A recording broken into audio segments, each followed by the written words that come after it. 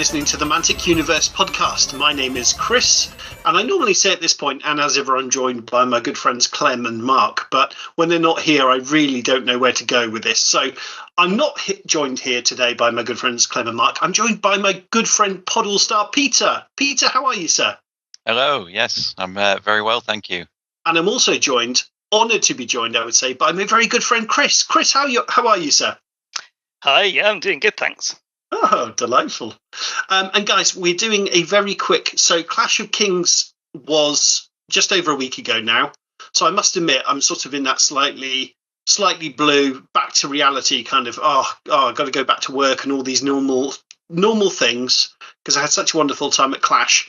We're starting to forget things. So apologies, dear listener, but, it wouldn't be MUP were we to be more competent. That's the MUP charm. Hey, this is Ash Walker. And Zakama13. And you're listening to the Mantic Universe podcast. So much universe, so little time. This is Andy from Mantic Games, and you're listening to the Mantic Universe podcast. So much universe, so little time. And we just wanted to get together and just have a little chat and reminisce a little bit about our experience at Clash of King. Dear listener, if you haven't heard it yet, Danny put out a fantastic episode that dropped yesterday, I'm going to say, at time of recording. And that's Danny's experience at Clash. And at one point he says, I'm here with Chris Thomas and somebody else. And then I proceeded not to say anything at all. So that was disappointing of me. So there we go. And I think I had a very, very quick little recording I made of me chatting to Danny. So I'll have to try and dig that out and add this to this episode, dear listener. So guys, we're going to talk about our experience at Clash of Kings. So let's start with, have any of us been to Clash of Kings before?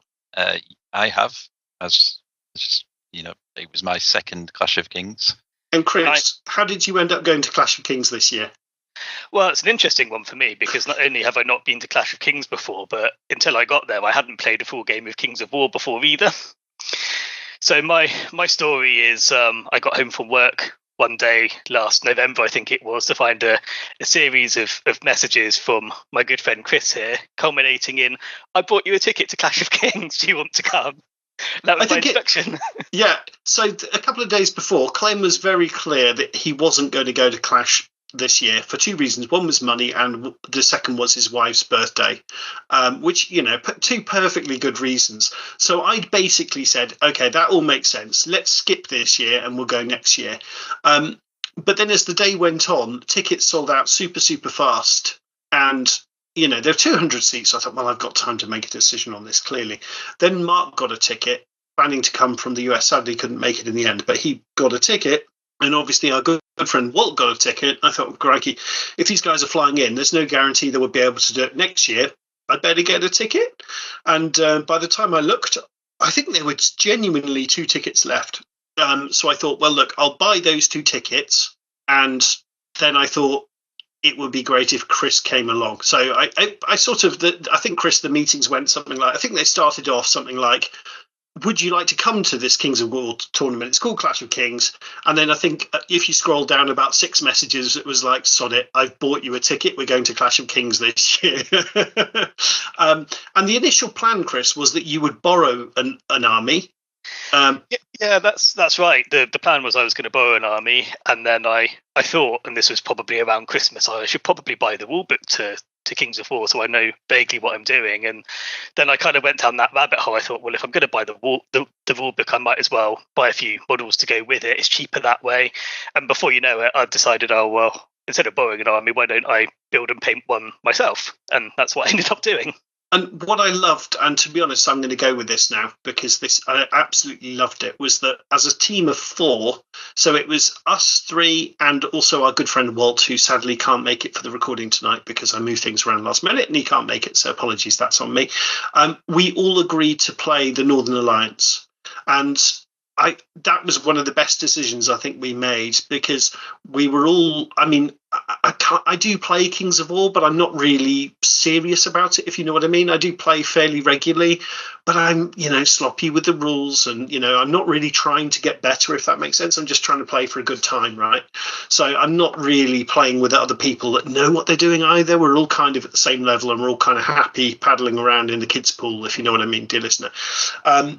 So we all picked the Northern Alliance, and that was for for actually doing the army, for building the lists, and then obviously for talking about the army and planning, because we did a little bit of planning, albeit most of it was on the Friday night before the tournament, but still, it was so good that we could actually talk the same language of we all kind of have a rough idea of what these units are.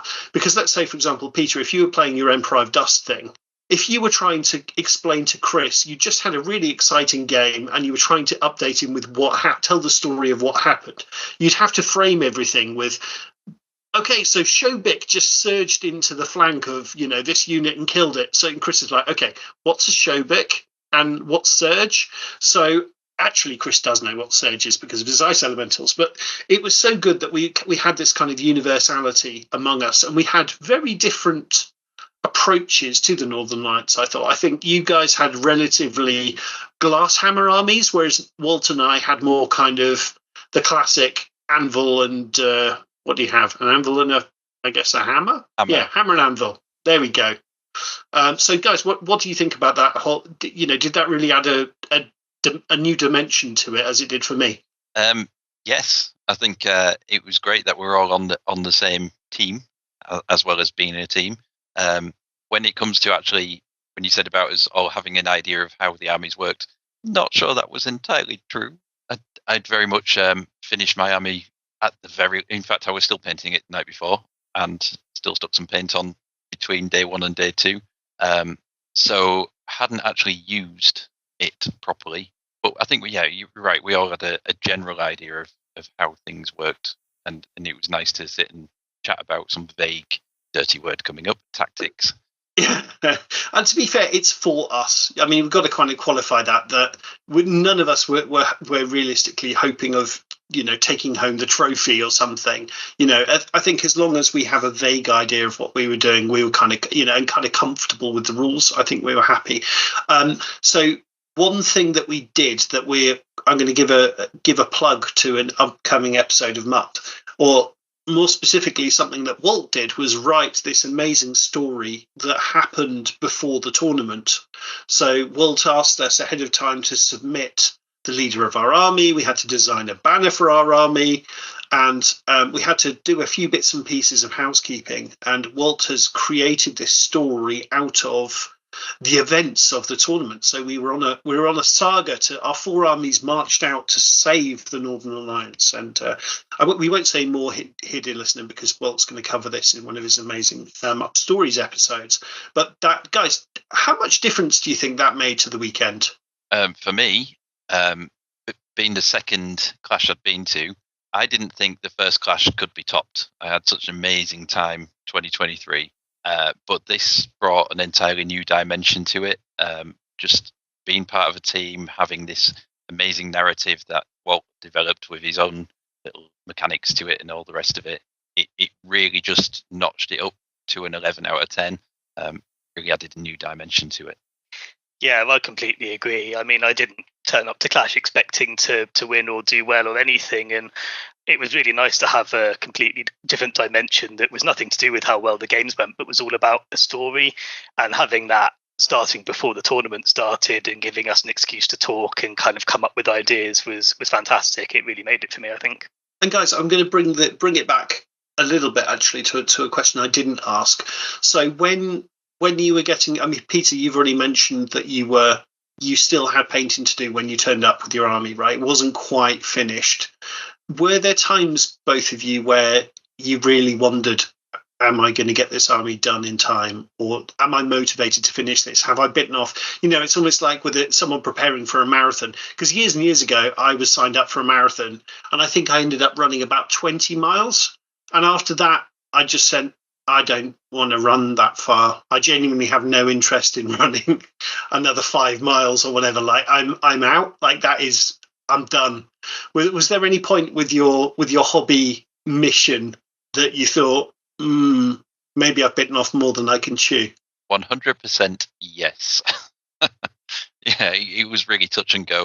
A lot of things gone on the last year, but it seems to be the way I approach building a new army. I say, right, I'm going to Clash of Kings. I'm going to take this army.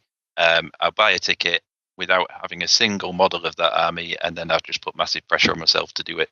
but it worked. I mean, I got there, and while it wasn't quite finished to the standard I wanted, it definitely looked good on the tabletop. From 6 feet away, it was fine. So yeah. What about you, Chris? Yeah, the same for me. I mean, my track record with hobby projects is I get very excited at the beginning and I do a lot of it, and then the enthusiasm kind of peters out.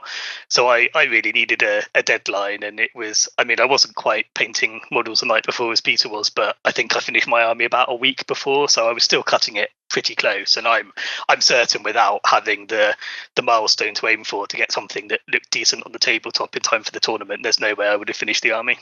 I was really impressed, actually. Super impressed from both of you. There were long periods of radio silence where I thought, is this good? Silence is really good with hobby, because normally when you finish a model or a unit, you want to send photos and go, look what I did. I painted some tiny little men. I mean, it's amazing. We got there, guys. By hook or by crook. Peter, I will say that, without the narrative side of it, and without us all being the same army, I might well have dipped out and said, I'm going back to my Imperial Dust. But that narrative side and the effort that Walt had put into that really drove me to actually get it done. So that really helped as well. Otherwise, the story has to turn into, oh, sorry, guys, my guys died along the way, and these are their corpses. They've spent a lot of time in a sort of Aphidia/Egypt, and so they've changed their style a little bit, but don't worry about it.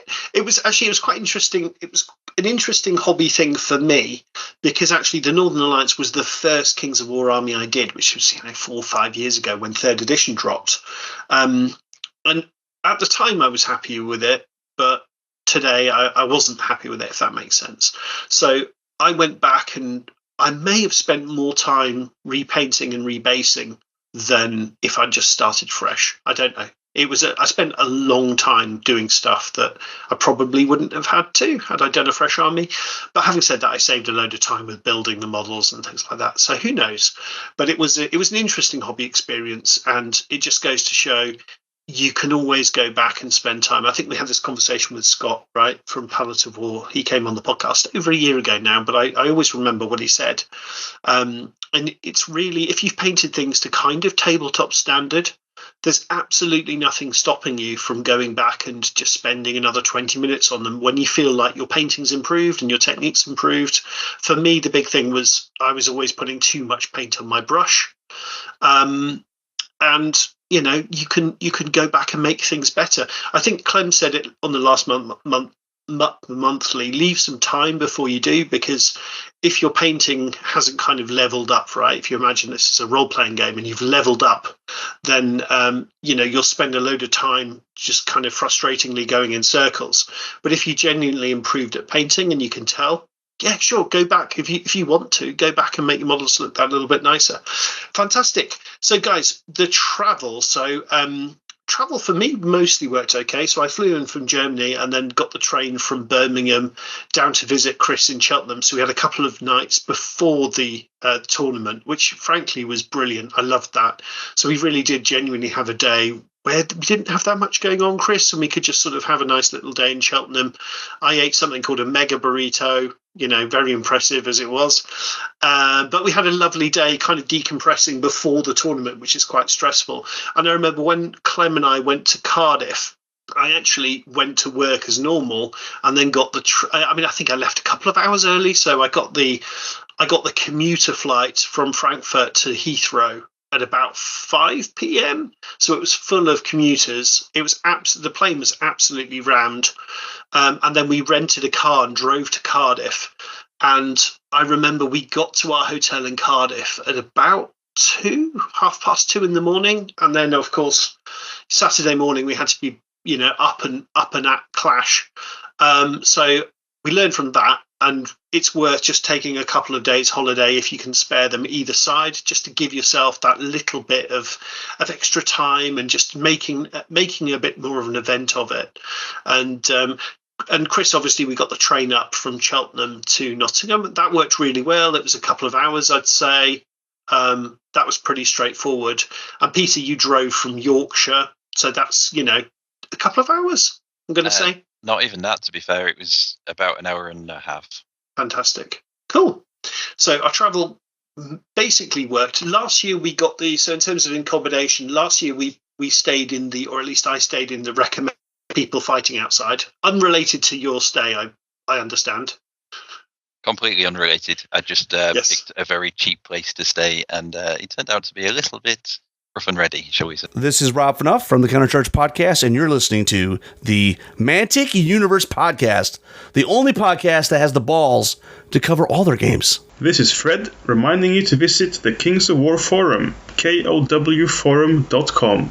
No ads, no commercials. That's kowforum.com. So, obviously I'd driven down and you guys had all congregated in Nottingham.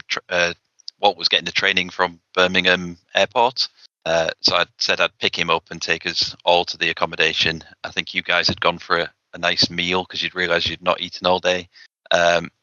And we all met in the station. We wandered back to the car, jumped in the car, and then promptly sat in standstill traffic, which Walt was absolutely disgusted by. I think his comment was, "Oh, this is what you do all day, is it? Sit in traffic?"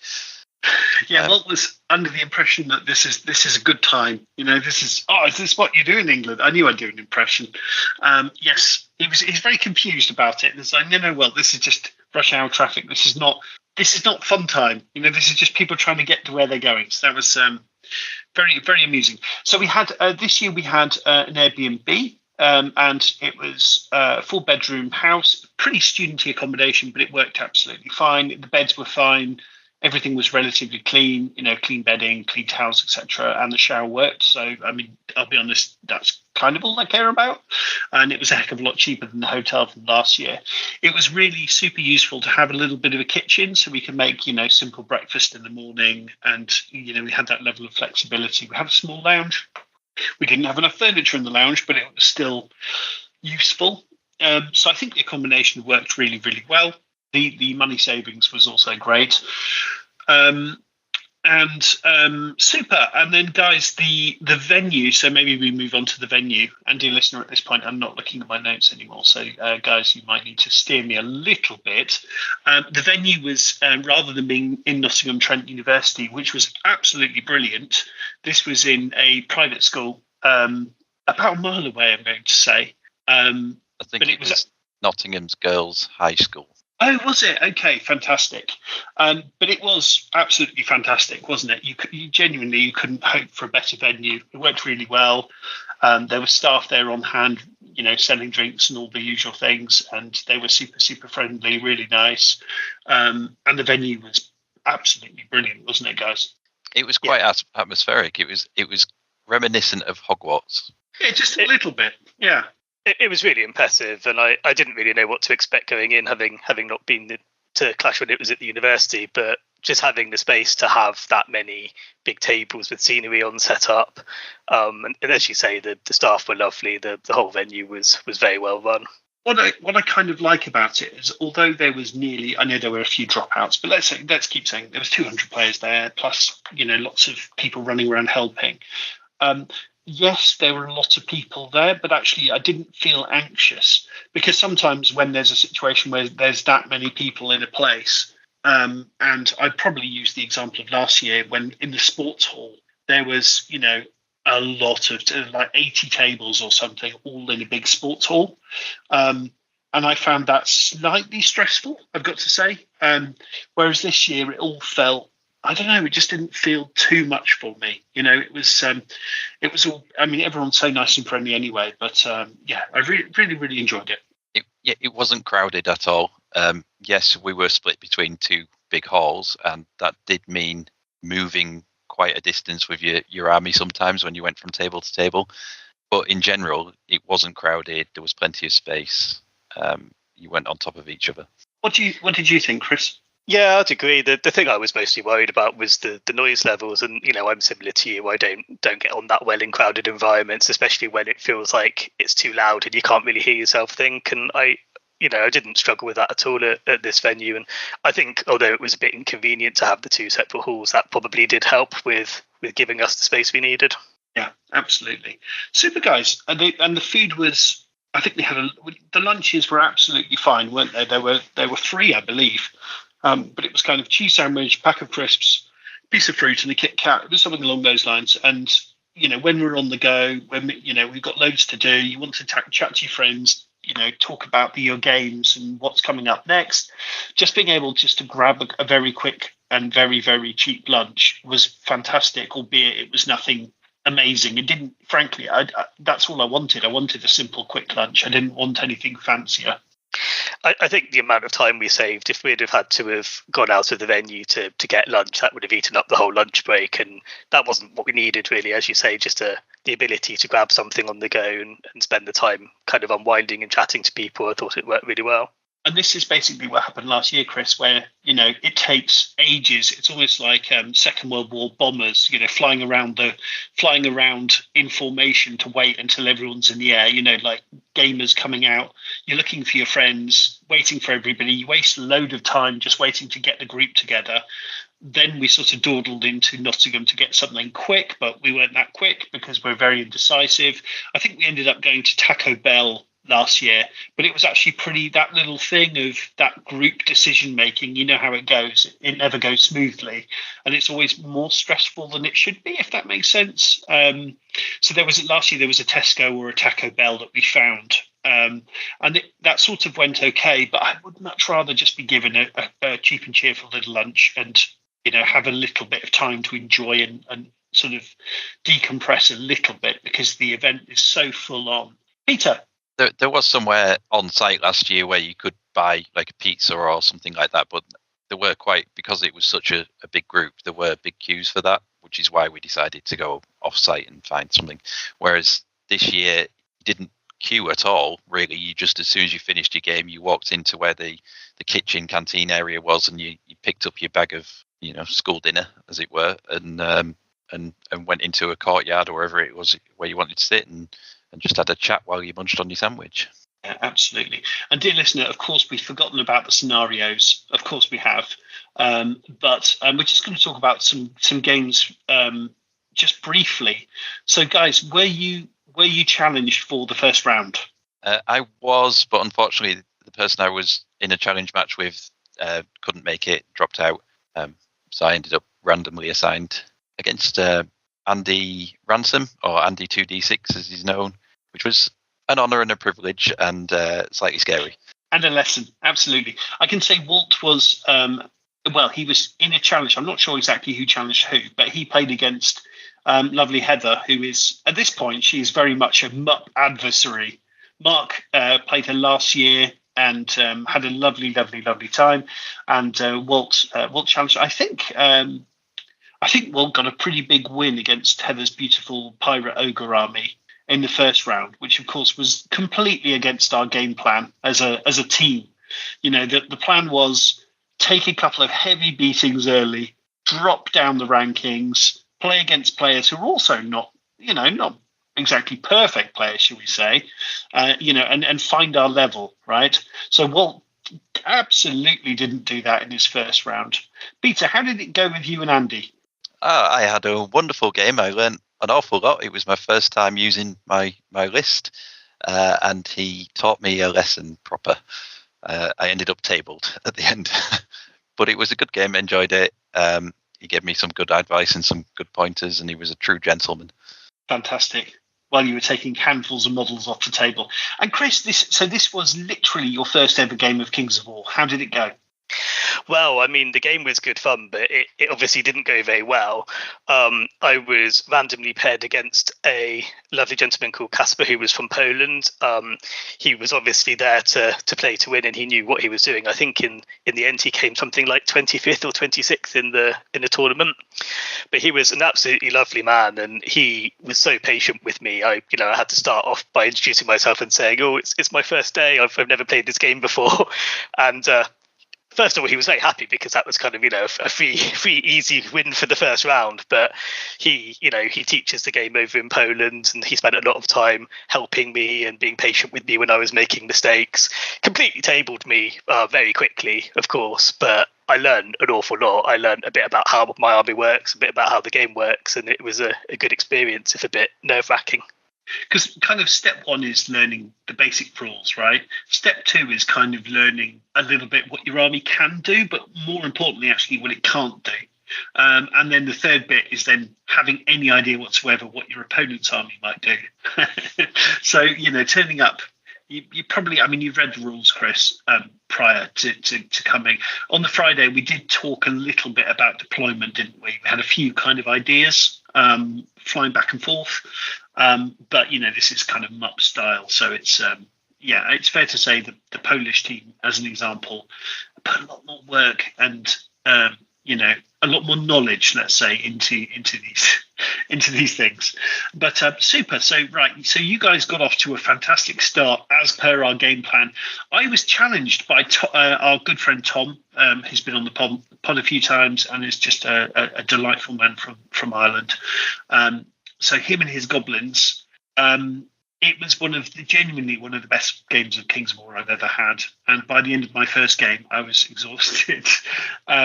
Yes, it was. I think there were 7 tokens on the board. Who can remember what the actual scenario was?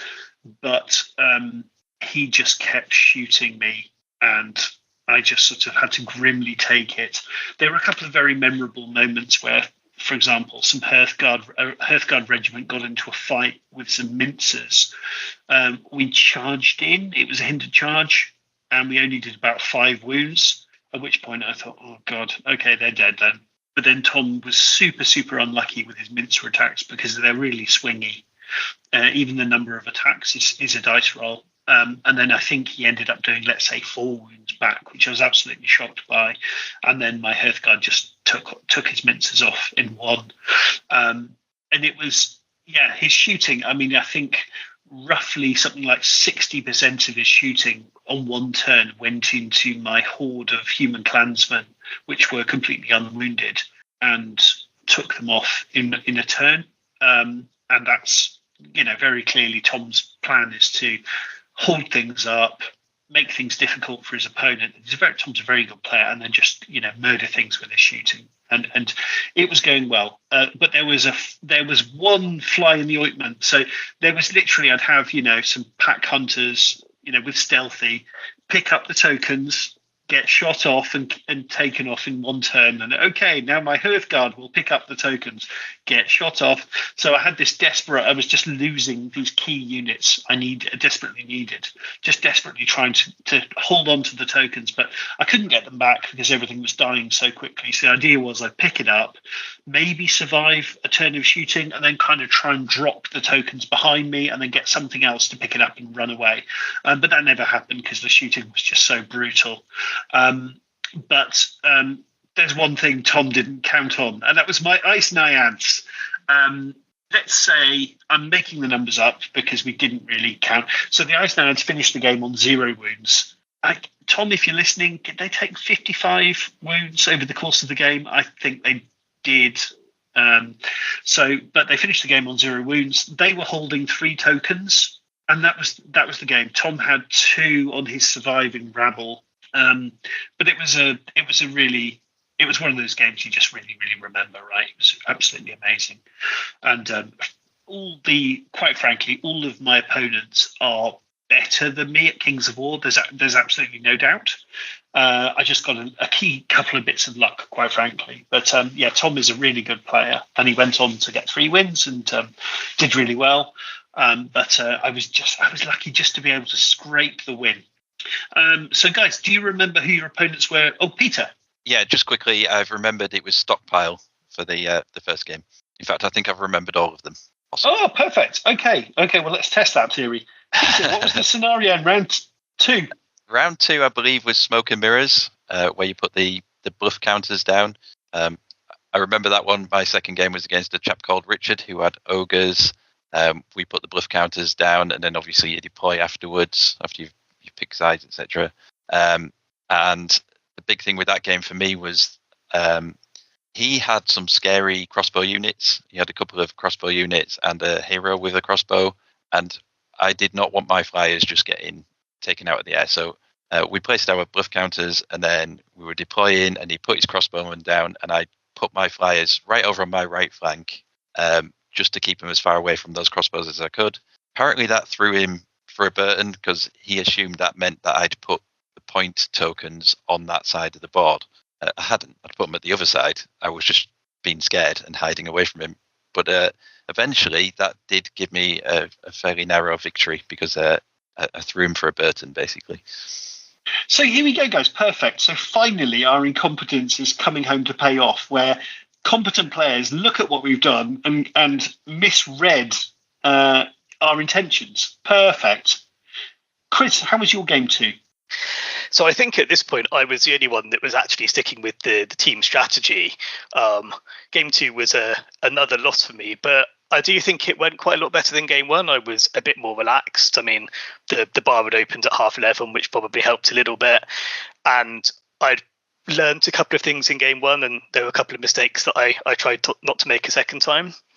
I was playing against a lovely man called Steve, who was playing Rift-Forged Orcs, and we had a good old scrap in the middle of the map, which suited my limited tactics well. Just put all of the heavy-hitting units into the centre, and I think my units actually did pretty well, and he was a bit surprised as how resilient the Hearthguard in particular are. But I made a couple of fairly key tactical blunders that actually cost me the objectives and getting to the right bluff counters at the end of the game. But definitely better than game 1, even if it was still a crushing defeat. Yeah, and I think actually, funnily enough, I think I might know. Was it a chap without much hair, shall we say? Does he have Peter's hairstyle, let's say? Do you remember? I believe so, and he had a beard as well. Oh, okay. Oh, maybe not then. Okay, fair enough. There was another very nice guy called Steve there this year who was playing Rift-Forged Orcs. So I thought for a second, oh, is it Steve who I played last year? But I don't think so. But super.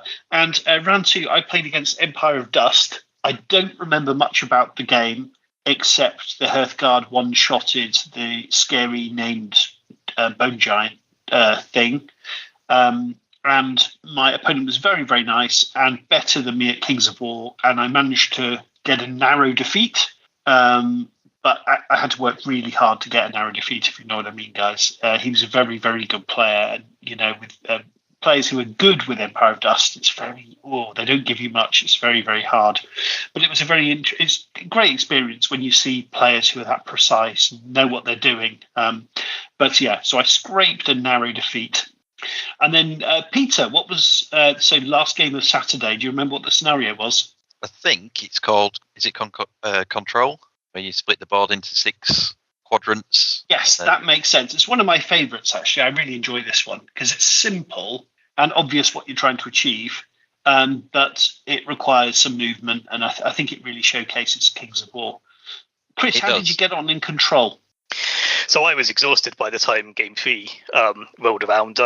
I think filled my brain up with trying to understand how my army worked, and the day caught up on me. So another loss, but perhaps not too surprising. Again, I don't think it was that far off the tables being turned the other way, but I was just making silly mistakes by this point, and I was playing against a gentleman called Richard who was playing Salamanders, and he had a lot of fairly clever things going on, a lot of spell casting that I wasn't that familiar with, a lot of units that did complicated things, and he had a Phoenix that was irritatingly going around behind his lines, healing all of his units up as well. So he completely outplayed me, and I certainly didn't deserve to win. But again, it was a learning experience, and my plan was to get to the end of day 1, hopefully still awake and hopefully in a better position to understand how it was going to go on day 2. And Peter, what about you, buddy? So I was playing a chap called Robert, and he was Salamanders as well. Had quite a lot of shooting in his list, a lot of elementals, a couple of phoenixes. I enjoyed all 6 of my games over the weekend, and I had 6 lovely opponents, but this is the one that probably demoralized me a little bit because I ended up tabled again, and it was not in doubt at any point that was going to happen. It was just I didn't know how to tackle the style of army I was up against with what I had, basically. So I was floundering around a little bit. But again, still learned a few things from it, and still took an experience from it. But yeah, it was very one-sided. And I believe, and apologies to listener, it's been the games now have started to all kind of coalesce in my mind into one big game. But I think I played against a very, very nice man called Richard, who I think is on the Firefight Rules Committee, and his Night Stalkers. And I'm pretty familiar with Night Stalkers. because my good local friend Andrew plays them. So it's probably the army I play against the most. And it was not an unfamiliar army in terms of the units that he brought to bear, but Richard is just a really, really good player. So he made one surprising mistake actually early in the game, where he flew his Void Lurker, which is basically a dragon type thing. He flew it over some impassable terrain, which was looking extremely scary for me because it was, I really didn't have much to stop it. And that was the big weakness of my army all tournament was I don't have many answers for flying things. But actually, somehow in each game, I mostly got away with that. I managed to mitigate it, / got super, super lucky. And this was one of the situations where I got super, super lucky. He didn't measure or check anything, and he just sort of lazily moved his model without. And I think at this point he was getting tired because he was a really, really good player.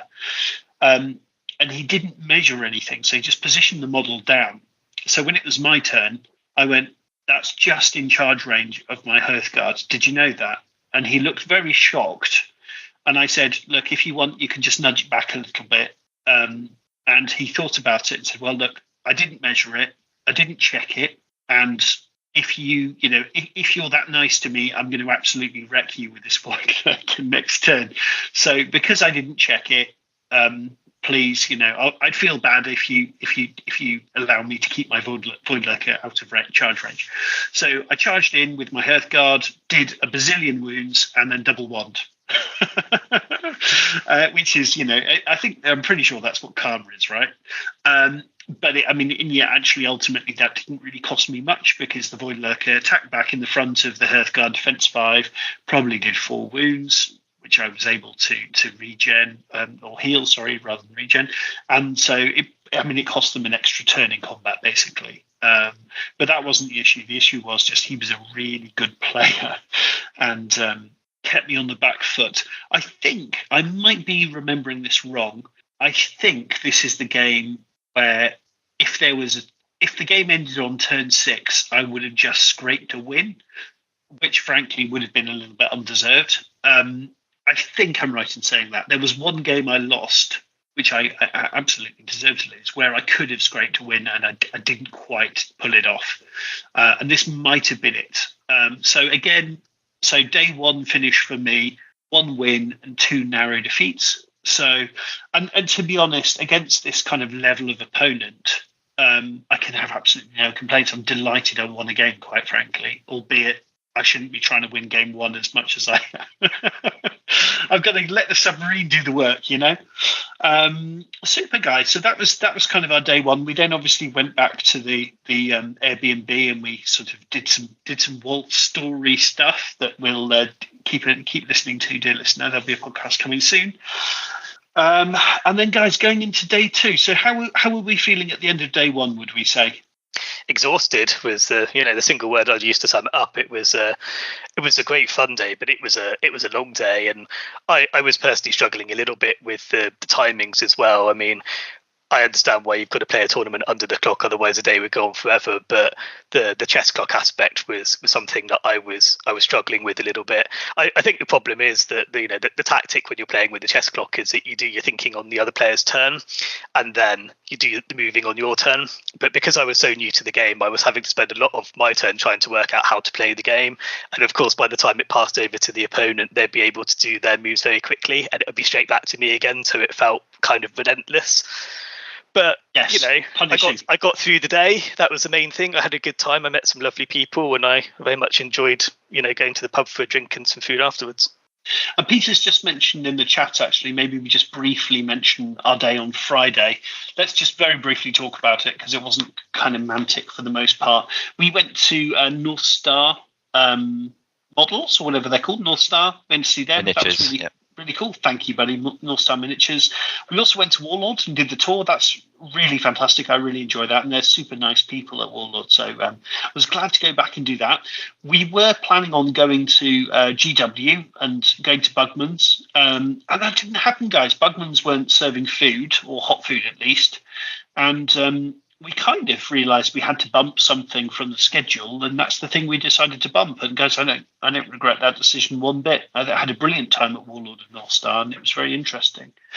And then, of course, we went to Mantic, and we played a little bit of Worms. I almost got a Halo demo, but then my wife called, and I did that instead. But it was lovely to see so many people at Mantic.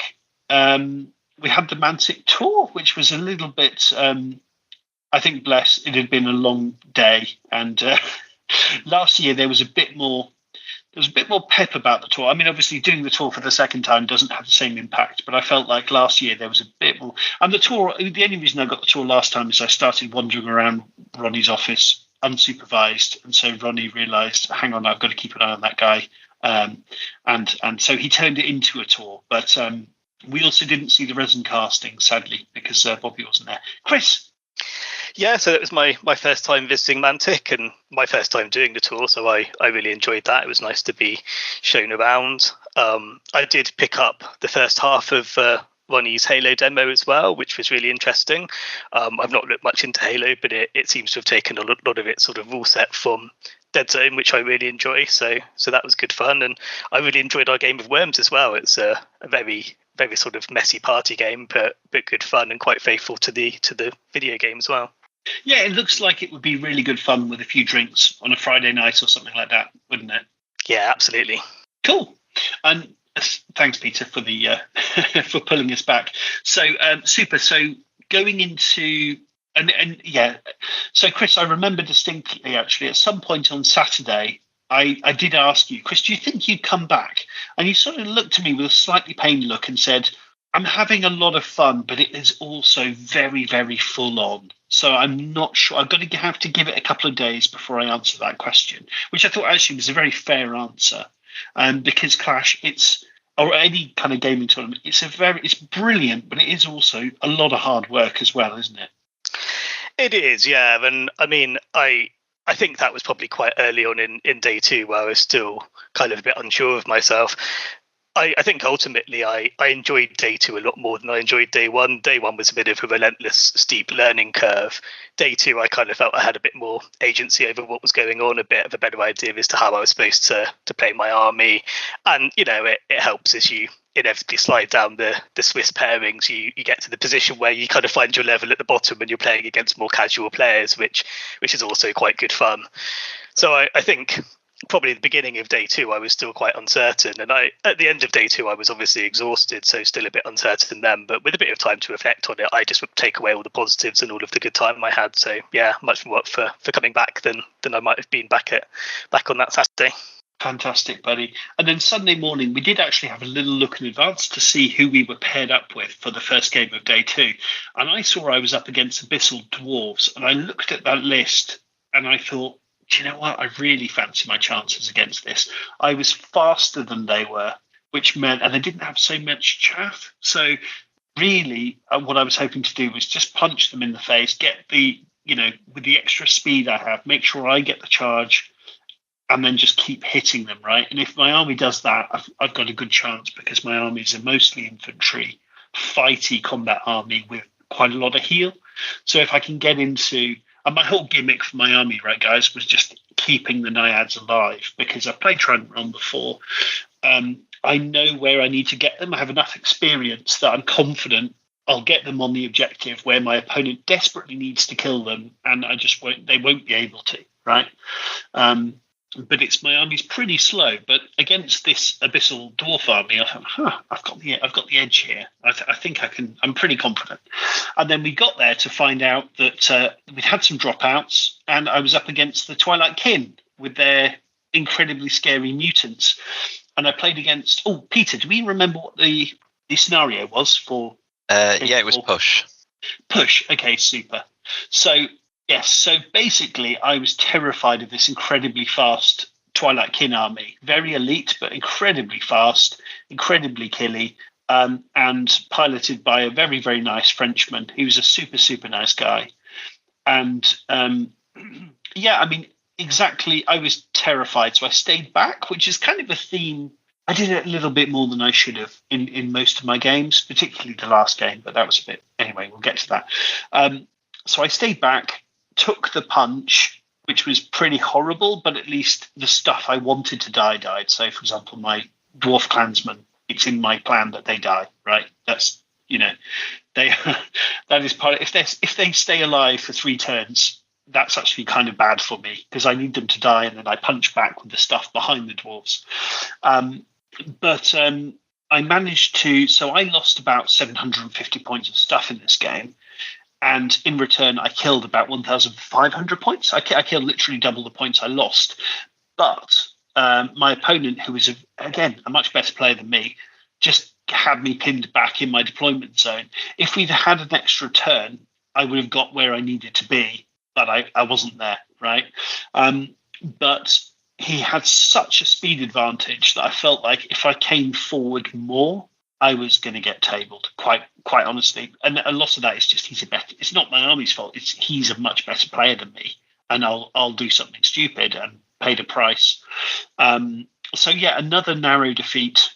And guys, how did you get on? So I think I was supposed to be against Night Stalkers originally, but then when it got switched, I ended up against Reforged Orcs, which I've never played before. I said this a lot this weekend. I was like, I've never played this list before. I've never played this list. A chap from Switzerland, I think his name was Claudio. And obviously the scenario is push, which is not one I'm very familiar with. So he set up very much on one side of the board. He stacked everything on one flank. I was much more spread out. He had a couple of war drums and a shrine, which is what he put his tokens on. And then he had some sort of quite a lot of blocks of infantry, which he had in front of them. I felt good in the first few turns. I had, 3/4 of the board to myself. My flyers had gone down one flank, were threatening down one side. But the things I really remember are his shrine, wavering my frost claws twice in a row, 2 turns in a row. So they were just sat doing nothing. Is that with the lightning bolts? Yeah, with the lightning bolts. And the war drums give dread, I think. And that was pivotal because twice he would have wavered units of mine and the dread just pushed them over the edge and routed them instead. So in terms of kill points, it was very even. I think we killed similar amounts of each other's, but in terms of actual scenario points, 2 tokens were on the floor, contested. We both had units touching them, so neither of them could pick them up. And he had the other 5 tokens all on my side of the board, so it ended up being 8-0 and a bit of a crushing defeat. But again, lovely chap, really good game. Swung from me thinking I was like on top and in control to him just punching through my line and popping my bubble. But again, Peter, you're sticking to our team plan of just, take the terrible beatings and the rewards will come later. You'll reap what you sow. It was a game that could have gone either way, to be fair. Yeah. Chris, how was your game? So in the run up to the round, I think we were both looking at our opponents' lists over breakfast, and I was also due to be fighting Abyssal Dwarves, and we came up with a little bit of a tactic. I was very lucky because although the pairings were redone, my new opponent was also running Abyssal Dwarves and actually a very similar list to the previous person. So I at least had a vague idea as to what my opponent's units did, which was a good sort of step up on the previous day. And it was a really good game. It was a lovely man called Tony. I felt like I actually had a bit of control over my tactics this time. It was a really close game. I think we both took off something like 1,600 points of each other's stuff. I managed to get my Flappy Birds round behind his lines and took out his big mortars, which was nice. I kind of felt like I was setting out to achieve something and actually managing to do it in this game, which was good. And in round sort of 4, I thought, actually, this is going really well. I think I'm on track to win this. And he managed to pull the game back, and it turned out to be a complete draw. I think we had 2 tokens each, and we're taking a similar number of stuff off the board. So, to be honest, I was really happy with that. It's my first not a loss. And a really, really even game. And I genuinely think that it was very close, and I wasn't far off scraping a win. And at that point, as you say, Chris, you've actually learned enough that you have some kind of tactic, and then it's satisfying then to see that come to fruition and you can actually pull that off. So it's starting to come together rather than just kind of chaotic, I don't know what to do, push things forward, see how it goes kind of situation. Yeah, and I was remembering how my units worked. In the games on Saturday, there were so many things I just wasn't using because I'd forgotten about the abilities.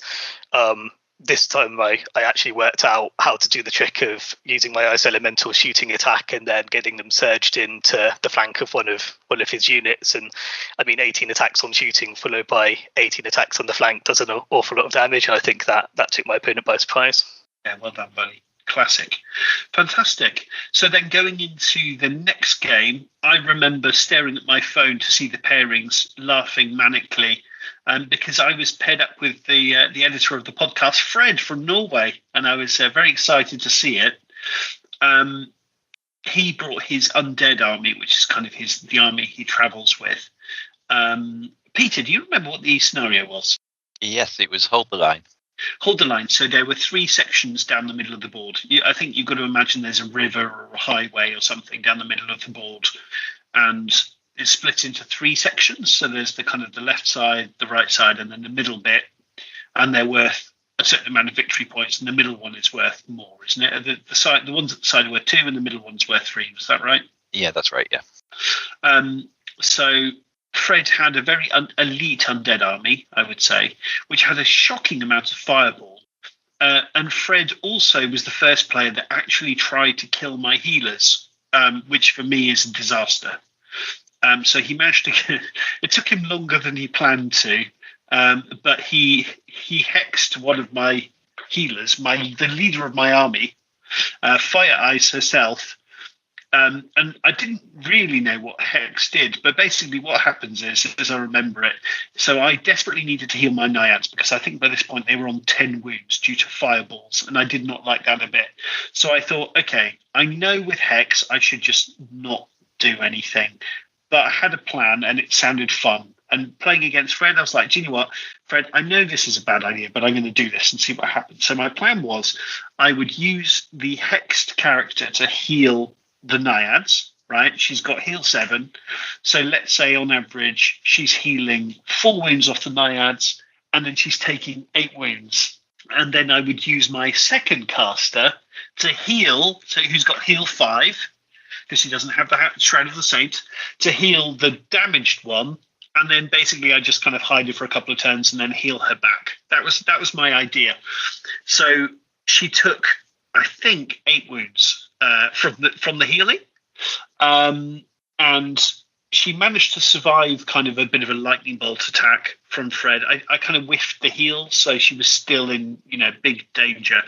And then a vampire riding a Pegasus charged in and assassinated her. So that was sad, but it was extremely funny and made a very tense situation all the more tense. And things were looking good for Fred. He got his Pegasus right round or vampire riding a Pegasus, I should say, right round the flank. As I said, killed the leader of my army, although it turned out later, for narrative reasons, she was totally fine.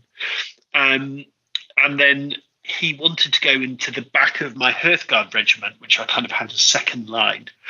And that would have been a bad move, a bad thing for me. But I pointed out actually that a viable target was actually my horde of human clansmen. And Fred was really super nice about it. He was like, well, look, I didn't think of that. I've moved the model. I think it's too late. And I was like, no, buddy, if you prefer to charge that, like, please, by all means, like, I don't want to win the game because I didn't say to you, do you know what I mean? Like, I'm just having a lovely time. I don't care if I win or lose. So he went in the back of my human clansman, did a kind of disappointing amount of wounds. I mean, I think the vampire and Pegasus it's not a dragon, but I think it's got something like 7 really good attacks. So trebling that, it's not nothing. But I was okay. And basically, at some point, my dwarf clansman died fighting against the vampire infantry guys who were really scary. I think they're called Soul Reavers. He also had regiments of mummies. But once my dwarf kind of chaff line kind of fell away, then it kind of unleashed my Hearthguard and my really scary units, and they were just one-shotting things, frankly. So I think by the end of the game, Fred had the centre, so he had 4 points. My Snow Foxes were totally unopposed on one flank where they were just completely on their own. So I had that one, and then I had where my kind of hammer fell, as it were. I also had that one. I think if the game had gone on for one more turn, I think there wouldn't have been many undead models left. But Fred's, he's a super good player. Very, very. Fred's really the sweet spot of he's very precise with the rules. So very early in the game, I sort of lazily it was a bit like a Mario Kart power slide. I just sort of dwarf clansman, and they're going to move like this. Whoop! And Fred went. He sort of looked at me very disappointed and said, "Chris, was that a sidestep or was that a pivot?" And I was like, "Well, it was a bit of both." And he's like, "No. You've got to either sidestep or pivot." Oh, okay. So he made me actually play the rules properly rather than sort of a rough approximation of the rules. And Fred's he's a lovely, lovely man, of course, and he was just brilliant fun to play with. So, yeah, it was again a narrow win. Fred was winning for most of the game, and then, as I said, the hammer fell on him, and it was pretty horrific. But at some point, I think there was a double ones in there to my benefit, and a regiment of mummies are just not going to hold up the Hearthguard. I think at several points, the Hearthguard with Frozen, so with the Tundra Fighters rule in effect, and with Blessing of the Gods, so re-rolling ones to hit, I think they a few times in the game they were doing 17 wounds, and that's just that's not nothing, right? That's going to kill stuff. So I had a brilliant time, a great game. And obviously very, very happy to get my second win. Peter, how did you get on, buddy? So this game was, I was against Ratkin, another list I've never played before. A lovely young lad called Liam from Austria. It was one-sided on my side this time. I've never played Ratkin before, but apparently glass hammers are good against them because I was just hitting stuff and it was just dying immediately. Their low nerve values and not particularly great defense was just... it's the first game the trolls really did much because day one they just died or whiffed and didn't really do a lot, never regened. That's snow trolls, obviously. Snow trolls, yeah.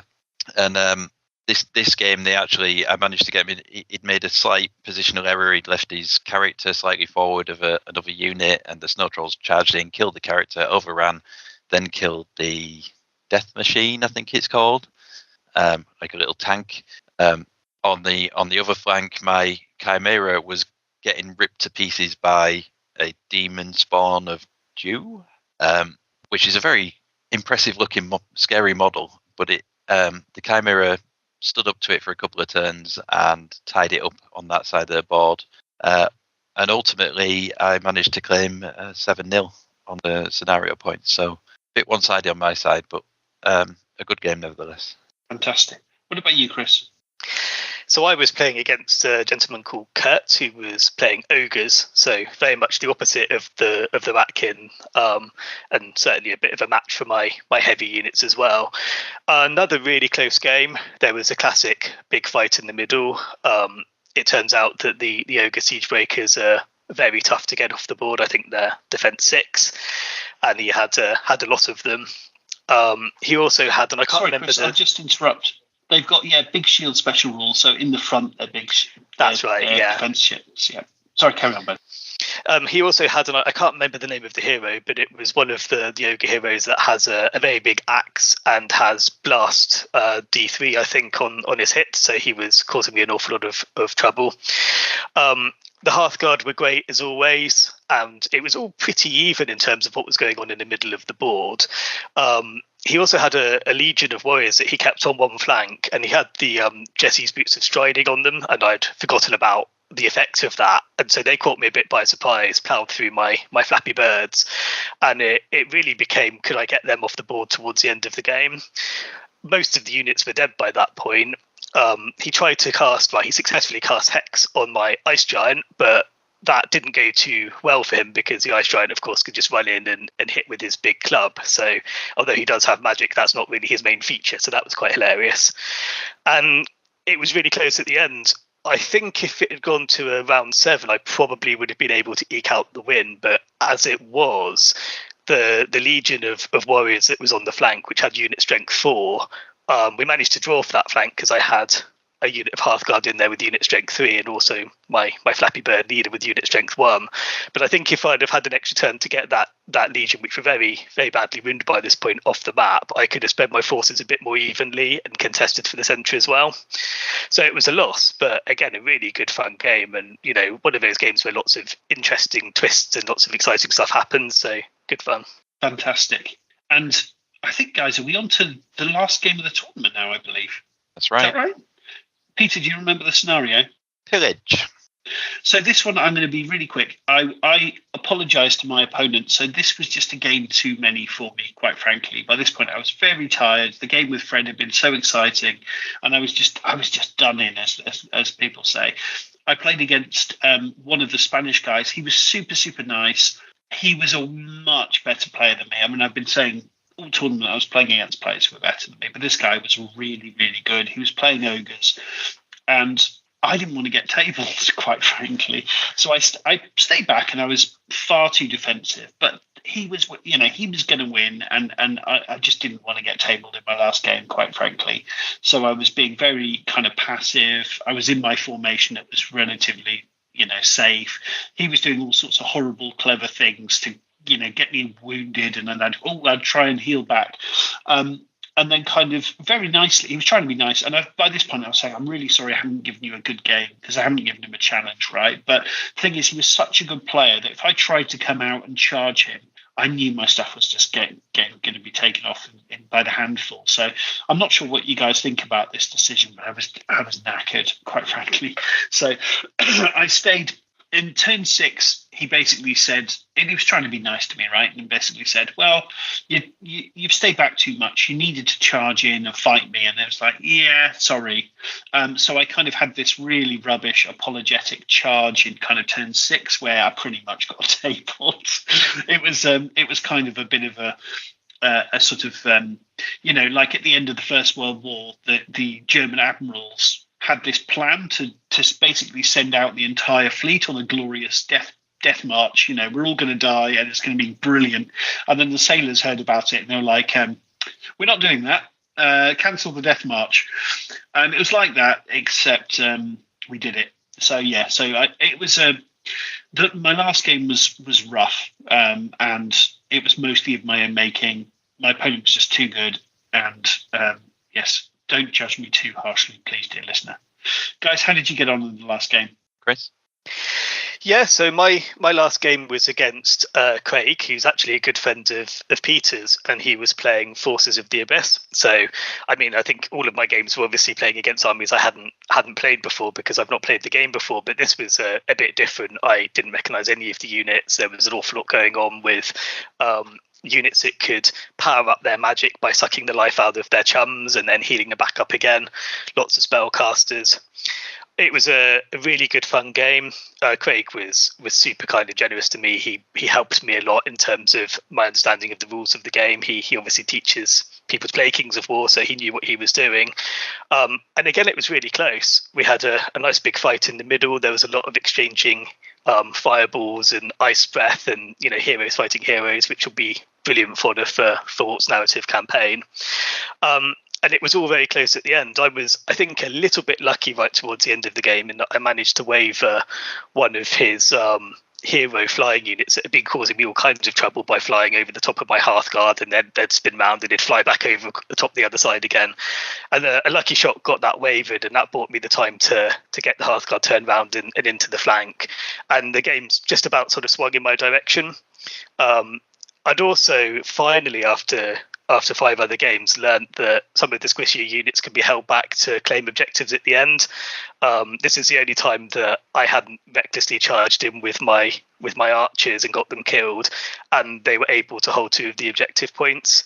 So in the end, it was 4-3 coming into the last round, and I managed to get him off one of the objectives he was on as well, with a combination of my exploding snow foxes and a lucky shot from a couple of archers. So yeah, I got my first and only win of the competition, but that was a brilliant way to end it. I was so happy to have got a win out of the day. And Peter, how did you get on? Yeah, my last game was also against a Spaniard, a chap called Raoul. He was playing halflings.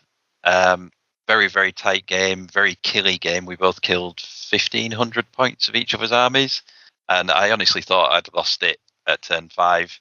Fortunately, my 2 regiments of Frostclaws and my Chimera were all still alive, so turn 6, I ran away and sat on objectives far away from his army, and basically I held 3 objectives, he held 2, and I got to roll for turn 7 and rolled a 2, I think, and I nicked it 3-2. But it was a really good game, really close game. He decimated my middle, but he did leave a flank open on his, I don't know what the unit's called, it's like a big, it was like a gigantic metal pig type thing with some people riding on the back of it. Was this halfling? Sorry, buddy. Yes, yeah. Yeah, it's, what's it called? It is. Oh god, sorry guys, it's late. I forget what it's called. Yes, yeah. I know exactly what you mean. I have one of them. Yes. He left the flank open on that because I'd put my Chimera on my left flank, and then as soon as turn 1 came, I turned it and started moving it across to the right along my back line. And I kind of think he forgot about it, and I managed to get a flank on that with my Chimera, which definitely helped. But yeah, it was a really good game. He had 3 volley guns in the middle that were just like scary, very scary, but very balanced. He had this really nice thing. He said when he rolls badly and he gets like well below the average and it's a really, really dumpster roll, rather than get depressed about it, he had a box of after 8s on the side of the table, and he would just have an after 8. And he said, if I get any really bad rolls as well, I can help myself to an after 8, which I thought was beautiful. So one of my opponents, I think it was Richard playing his Night Stalkers, he had a pack of mini rolls. So every time his opponent rolls double 1s, he gives them a mini roll. But bless him, I'd already had 2 mini rolls, and then I double 1'd, and he was like, "Would you like another mini roll?" So I don't want another mini roll, thanks. But it was very sweet of him. And when we mention it, I need to give a shout out to Dan/IdiotProof Dalek, one of the best painters there is, who came through with his promise of giving me Jaffa cakes. So thank you very much, Dan. That's really kind of you, buddy. He gave me a whole packet. Last year he gave me a Jaffa cake, and then this year he brought me a whole pack of Jaffa cakes because I flipping love Jaffa cakes. Super. So guys, that was our tournament. I, for the life of me, can't remember where I positioned. It's my usual. I mean, I won 2 games, lost 4. It's my usual kind of lower mid-table kind of sweet spot. But yeah, I mean, I to be honest, I was happy to win 2 games against the quality of players I had. There was a coin flip to win 3 games, which would have been amazing. But having said that, 2 games feels right. It's I was very grateful to win those 2. Do you guys remember how you did in terms of the placings at all? I think I was around 120, mid 120s somewhere.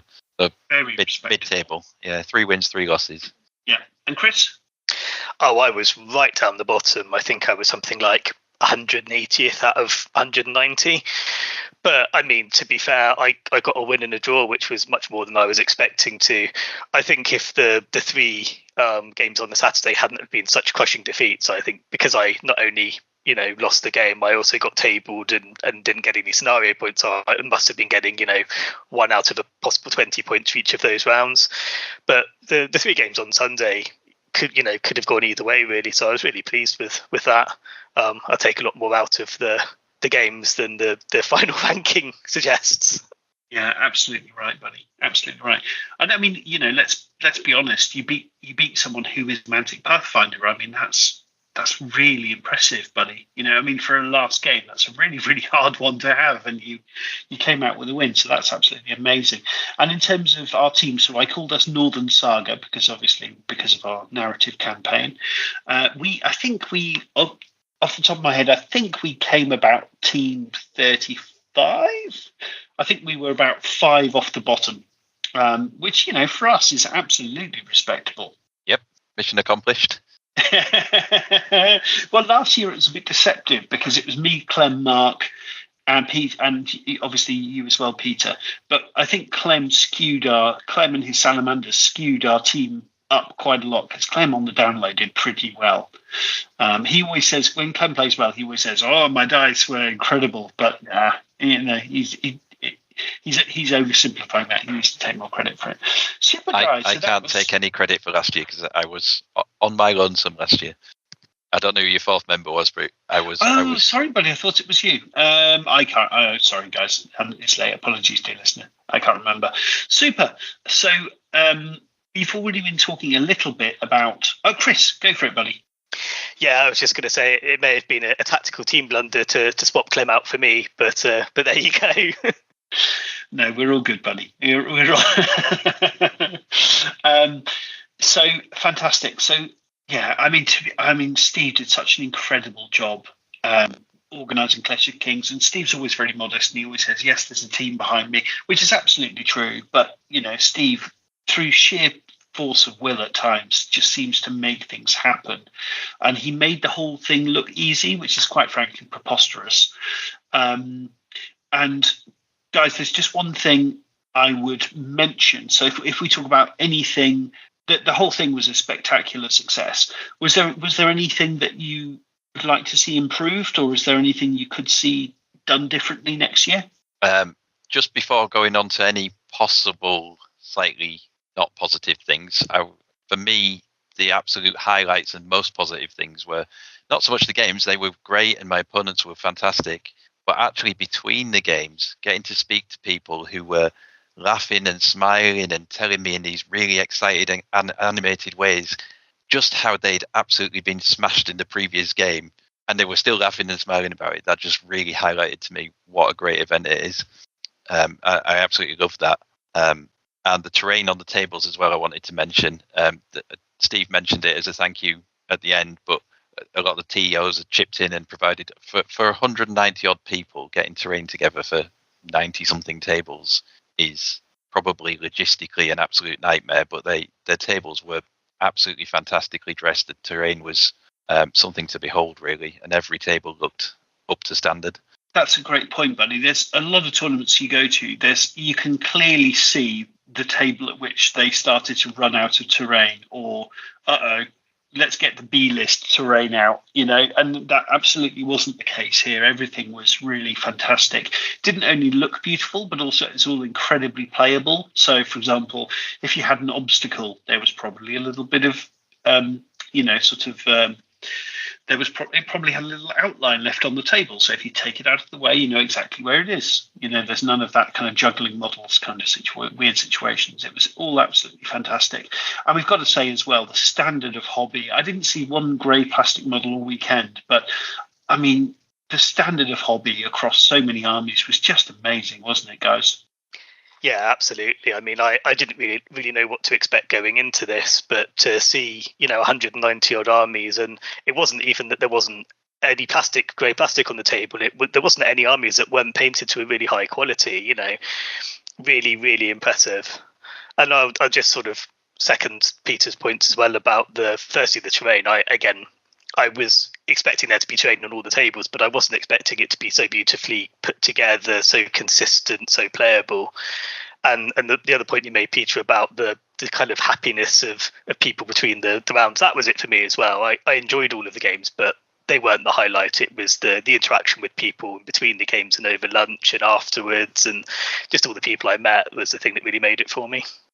I honestly can't remember the last time I laughed so much, and a lot of that was our group and the dynamic that we had, and our silly jokes and all the rest of it. But it was just hilarious. I just had a brilliant time. It was just fantastic. And so, yeah, sorry guys, I do feel obligated to just add this little section in. Is there anything that could have been better, or you would have changed? Well, I think we've kind of mentioned it between us. The hiccup was that the companion struggled with the numbers. When everyone was trying to put their results in at the same time, it did time out and it did slow things down. 190 odd players, it's always going to be difficult, but that was the only thing that I would say was slightly negative. It seemed like it was having a denial of service attack, wasn't it? And then not coping with it. Yes, and I would say it wasn't great last year, if I recall, and it wasn't great this year either. So, hopefully Mantic from their side can get this sorted out. It's very rare. There's a tournament with so many players, but if we're going to use it, and, if you have a tournament with 200 players, I suggest we absolutely do need to use it and not use Excel spreadsheets or paper. Then we need to make sure that it really can work on this, at the scale, consistently. But other than that, it was just an amazing weekend. So, guys, we've had a little chat. Is there anything else you want to mention on the weekend or the tournament as a whole?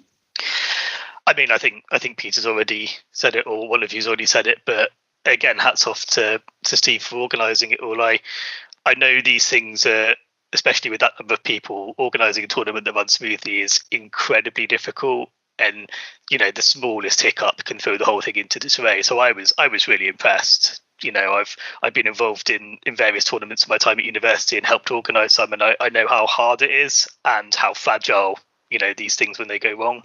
So yeah, just full of praise for the way it was run, the way it was organised, and the kind of dedication of Steve and the rest of the team that managed to make it a success. It was lovely as well, actually, just from a personal perspective. The number of people that said nice things about the podcast, it was really, really nice, because you do, making the pod, particularly when we started, you do, does anyone actually listen to this? And then, when people just sort of quietly mention thanks for making the pod, it really does make a huge difference. So many thanks for mentioning people. Chris. And I'd like to apologise to all the listeners, anyone who came up to me and talked to me about the podcast, which I haven't had any involvement with before this episode. So apologies if I didn't know the answers to your questions, and anyone who gave me praise for the podcast, I pass that straight back on to Chris and Peter and the rest of the team. So Chris, tell me the truth now. Have you listened to a whole episode of the podcast yet? I've listened to several.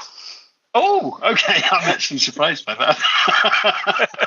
Fantastic. And guys, yes, so obviously, dear listener, we mentioned it a few times, there will be a narrative Mup Stories episode coming when Walt gets back from his much-deserved holiday. But guys, are you coming back to Clash next year? I will be mashing that. I'll be like a teenager waiting on Ticketmaster for Taylor Swift tickets the day that they announced they're released. I'll be mashing that button saying, I'm in.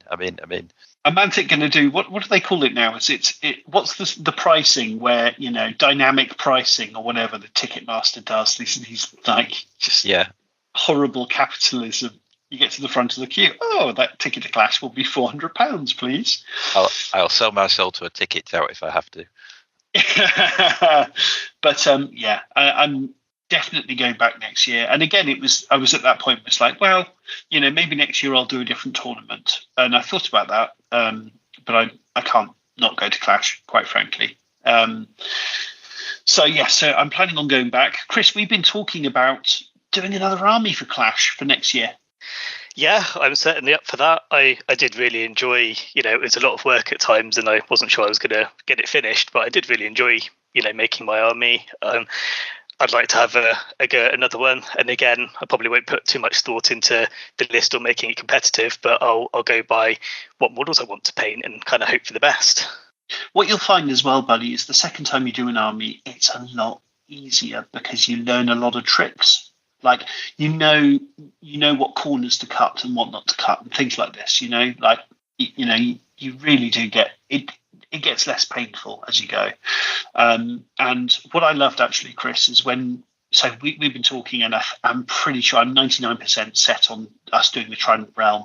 Again, I want to have that team dynamic where we're all doing the same army or playing the same army. And what I love, Chris, is when we mentioned it, and I was coming up with some ideas of like, okay, well, what's the link between last year and the Northern Alliance and the Trident Realm? And you'd already had some ideas on that, So it's almost a continuation of this year. Yeah, absolutely. And I wouldn't be surprised if there were some ways that when Walt's finished our narrative campaign, we can extend that to cover whatever we choose to do next year as well. Yeah, I will say, exactly. Narratively, we're going to have to come up with a way for the Northern Alliance and Trident Realms to be working together, because I have promised myself I'm going to focus on some sci-fi now, and I will build up and fluff out and improve my Northern Alliance, but they will be going next year. So, Peter, we've already got you covered for that, to be honest, because we're already thinking, how are these guys the allies of the Northern Alliance? But what I suspect we'll do for next year is I'll probably reach out on the Discord and also the Facebook group and just say, hey, listeners, which armies are you taking? Do you want to join a team? And let's say, for example, we get 4 people playing Trident Realm. Well, obviously if it's another 2 people, they can just come and join me and Chris, and we can form a Trident Realm team. Obviously, if we have 4, I'm simplifying this, but let's say we have 4 Northern Alliance players. Hey, Peter, here's your 3 teammates. And then hopefully Walt comes back, but I'm sure we can do something, and we'll lean heavily on Walt in his absence anyway. We'll come up with a story that interweaves these different factions. And, I'd love it if, let's say, for example, we had a team of 4 Abyssal players. It could be literally we're competing against them. So it could literally be we could go into the final round and like, okay, is our team going to win or are they going to win? Is evil going to prevail or are we going to pull it out? So I think that would be super, super exciting. It's kind of taking what we did this year and making it even more interesting. Oh, actually, one thing I will mention as well is Walt, basically, bless him, he prepared these kind of forms for us to fill in. Which was, and I won't say too much because obviously I want Walt's episode. I want you to be excited for Walt's episode, but I don't want to give any spoilers. But it was to fill out some basic information about our game, and rather than me filling it out, I gave this form to my opponent every round and said, look, can you please fill this in on my behalf? And it's answering questions like, what was the most important unit in your opponent's army? What was the best unit or most memorable unit in your army? So it's really cool to give it to my opponent to get their perspective on it, which I think is a very interesting thing to do. But it's amazing. Every single opponent said, wow, this is so cool. I can't believe you're doing this. Chris? Yeah, that's exactly what I was going to say. I did a similar thing, and when I explained to each of my opponents that there was this narrative campaign that we were taking part in, they all found it so interesting. I was really pleasantly surprised by the number of people that seemed really keen on the idea, and I love narrative gaming. I think that's more fun than the competitive side of things. So at a competitive tournament, to see that many people that were interested in it was really good. I've said it on the pod a few times, and this is a kind of, I think, quite a hipster thing to say, but I find it super, super weird that two people play a game for fun, and one of you, it's binary, one of you wins and one of you loses, right? And I find that a bit weird. We're just having fun, right? It's just a fun time. So doing things like narrative are just another way of just enjoying ourselves, where we're not losing a game, we're telling the story and we're shaping the story with our decisions and our dice rolls. And I find that super, super interesting. Hey guys, let's the dear listener that's got to the end of this episode, let's give them a little treat, guys. So I have seen the new Clash of Kings book. I've passed it, I've read it quickly. So Peter, I'm going to give you one question to ask about the new Clash of Kings book, and then the review of which will be coming. We're recording on Sunday, this coming, so in a few days' time we're recording. But Peter, I will let you just ask one final question before we end the podcast. Putting me on the spot there. How do you feel about it, having just reviewed it quickly? What's your first? Are you feeling positive, negative? Just a generic feeling about it. So we've run out of time on the Mantic Universe podcast, guys. I know, very positive, very positive. Yes, very positive. There's a lot to unpack. It's going to change the game, but it's positive. I think there's a few things. I mean, just from reading it the first time. So there's one thing I will say is that, let's say, for example, there is a command ability that the Empire of Dust can do where for a turn, they can lose the keyword shambling for one unit. And cleverer people than me, I'm sure, will think up really, really nasty ways of using that. I mean, some of these command abilities can be extremely powerful. I think most of them you have to use them very cleverly because a lot of them are kind of edge case. But with Kings of War being such a tightly balanced game, I think they really could make a difference. But for example, my potential issue or my concern with for example, the Emperor of Dust one I just mentioned is that Kings of War is one of the reasons it's such an amazing game is there are almost no gotchas, right? And I think Surge is probably the only one of the few things where you could say there may be gotchas. And if a unit can move in an unexpected way all of a sudden, that could potentially lead to bad feeling, right?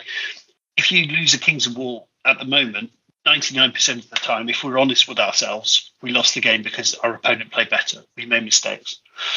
If you talk to people and whenever they lose a game, they say, "Oh, my dice were really unlucky." I'm really sorry, but they're just not being honest with themselves. You know, I know a couple of people like that who every time they lose a game, they just complain about their dice luck, either their opponent's dice luck or their dice luck. That's not really being honest. You know, that's not why you lost the game. You lost the game because you did something silly, or, you know, actually your opponent just played really well. So broadly, I'm very positive about the book. I can see a lot of work's gone into it. They're trying to give a little something extra to the game. The game is already fantastic, but I think there is the potential for just elevating it even you know, making it even better than it is.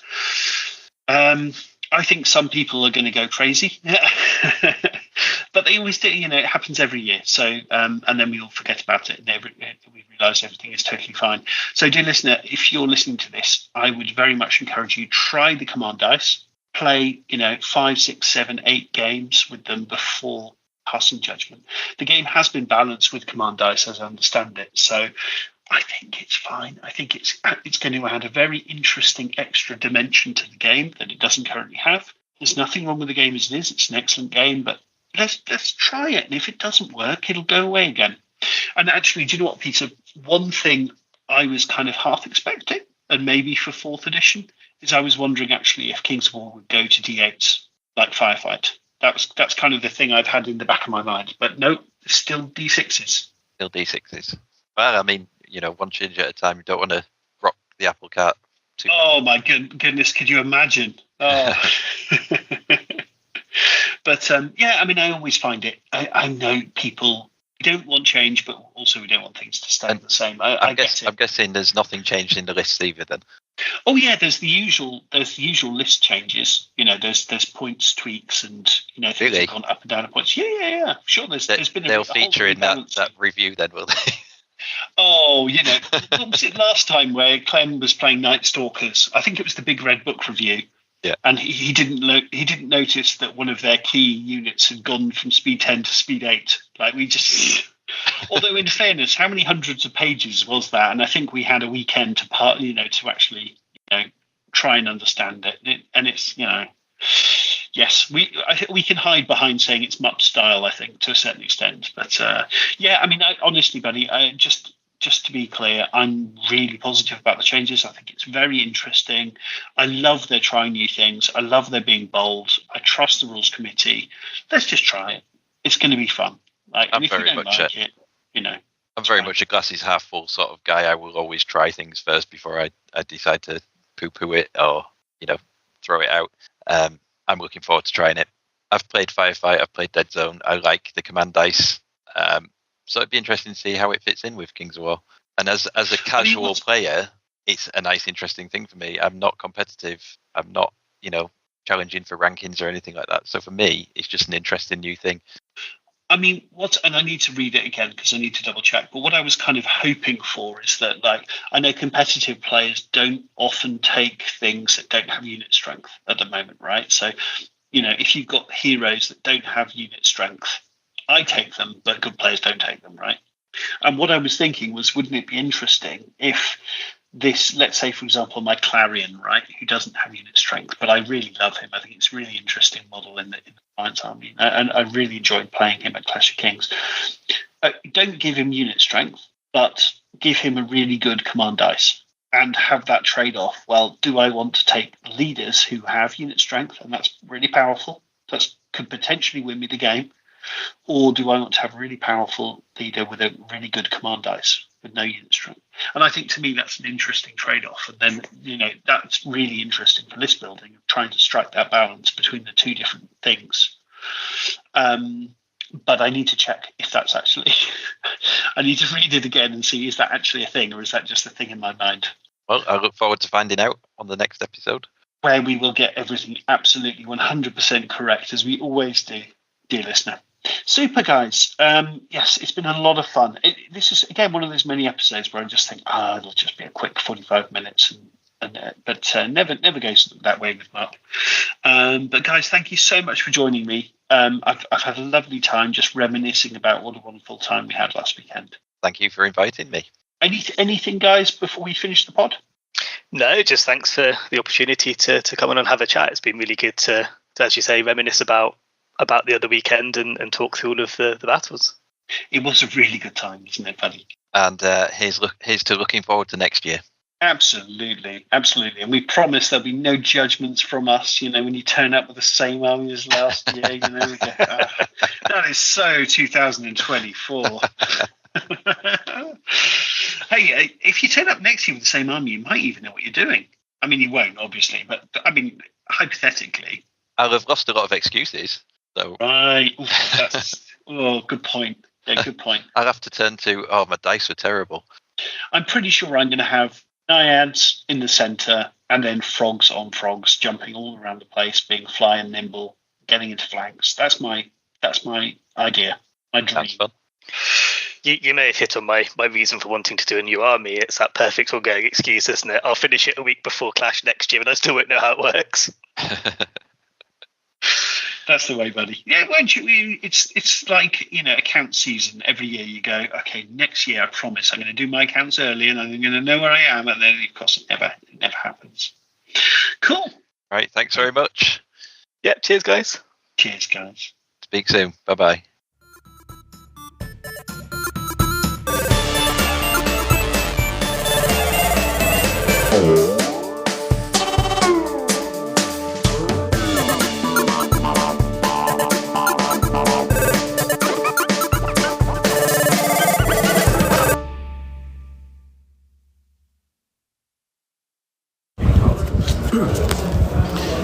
This is Chris, and I'm with Danny. Hi, guys. And where are we, buddy? We are at Clash of Kings 2024. Brilliant. Yeah, and we were just talking about who we have in the first round. I thought, let's quickly record it. So, Danny, who are you playing in the first round, and which army do they have? I'm playing against Mario, one of the Spanish guys, and he's got a horrendous ogre list.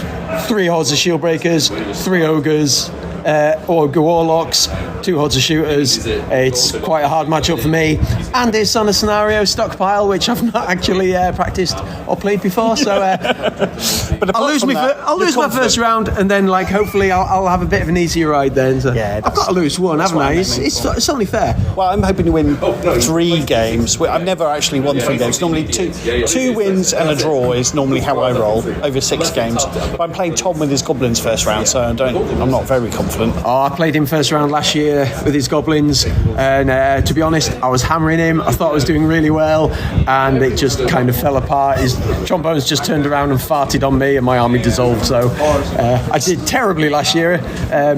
I mean, I'd done really well with my free dwarves. I'd got a first place, then I got a second place, and I came to Clash of Kings and won 2 out of 4 games.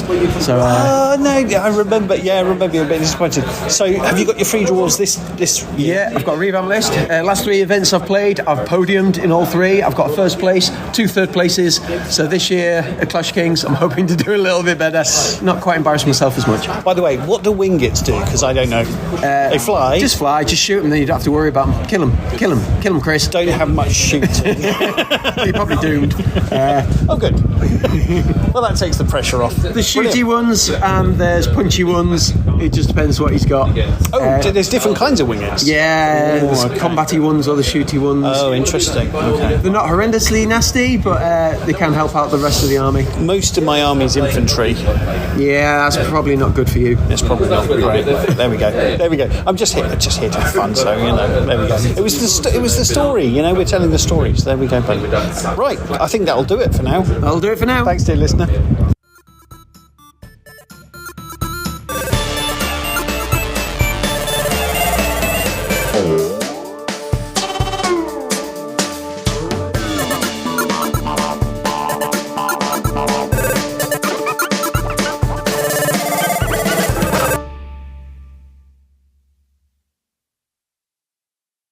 Yes.